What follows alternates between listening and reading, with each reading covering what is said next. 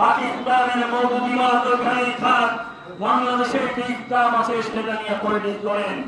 একবার আপনি ভাবলেন না বাংলাদেশের 90% মুসলমান আছে, সেই মুসলমানের উপরে কষ্ট লাগবে, হৃদয়ে কষ্ট লাগবে।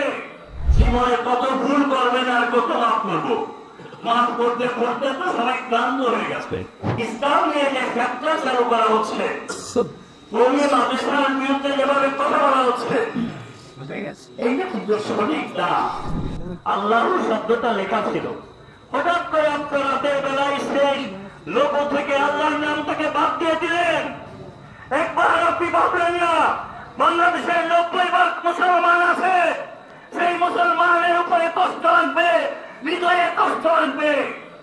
আপনি একবার ভাবলেন না যে বাংলাদেশের সংবিধানে বাংলাদেশের সবচেয়ে সৎ রাজনীতিবিদ শহীদ জিয়াউর রহমান সংবিধানে সংবিধান করেছিলেন।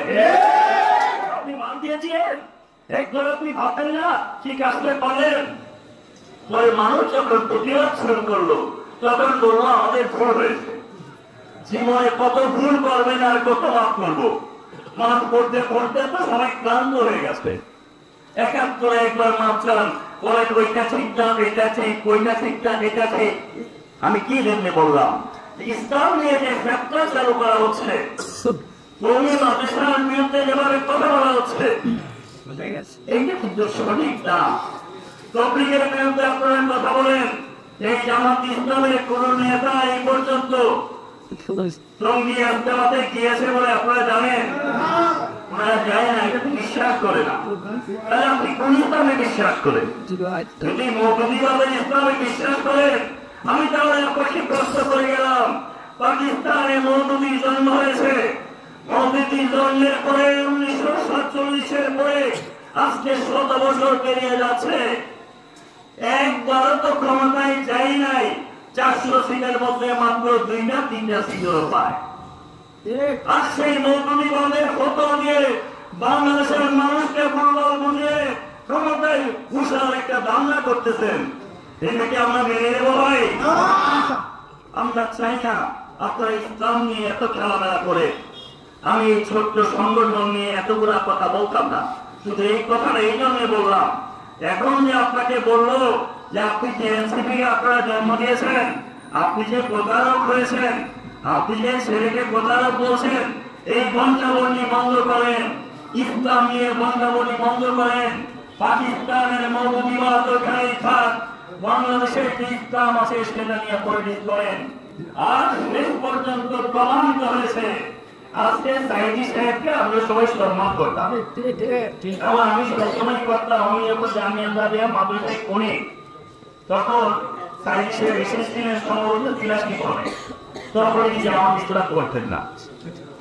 আমি মাদ্রাসার আলেম হিসেবে আমি সম্মান করতাম, তার ওয়াজ শুনতাম। তো ওনার ছেলে আজকে বলছে যে পিয়ারের শব্দ যেটা উচ্চারিত হচ্ছে এটা বাংলাদেশ সঠিক হচ্ছে না। আপনি চিন্তা করেন, আপনারা দলের লোকজনই একবার কথা বুঝছেন, কি জন্য কথাগুলো বলবেন?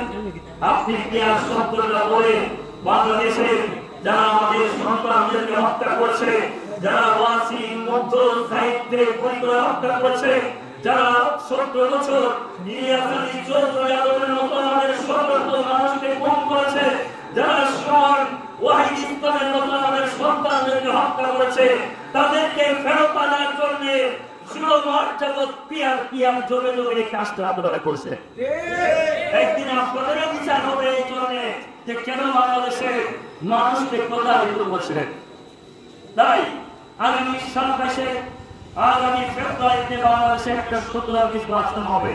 সেই নির্বাচনে আওয়ামী লীগের মতো একটা সংগঠন যারা 17 বছর আমাদের উপর দুঃশাসন করেছে, আমি ব্যক্তি পরে জীবনে